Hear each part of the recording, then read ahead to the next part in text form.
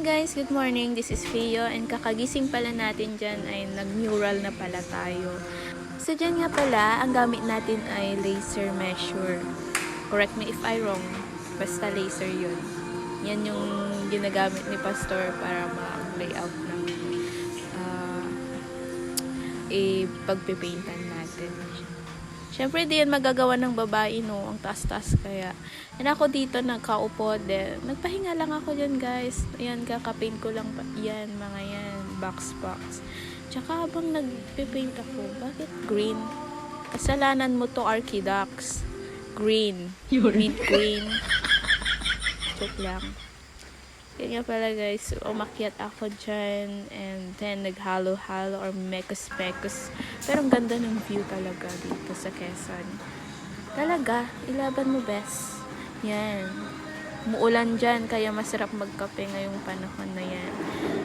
So, the day 1 and the day 2 was begin. Magtitape na tayo dyan para sa ganun is malagyan na natin ng background. Phobia ako sa height. So yan, nag-sacrifice ako dyan. After ko nag-measure dyan, is nag-mekos na naman ako dyan ng primary colors. Ang gamit ko palang pinag-scoop dyan is DIY lang. So na-mekos na natin mga yan. Pinag-a-add ko na rin para sa brown colors. Kasi yun naman yung red, yellow, and blue. Ang ganda ng DIY scoop ko. Clear pa siya para sa ganun makita mo yung next time. Be patient. Matagal talaga mag-mekos. Tsaka hindi basta-basta mo.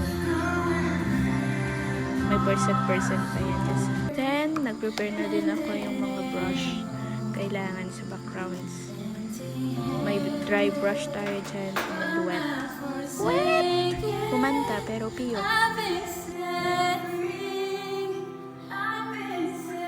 Bakit ba kasi ang liit-liit ko?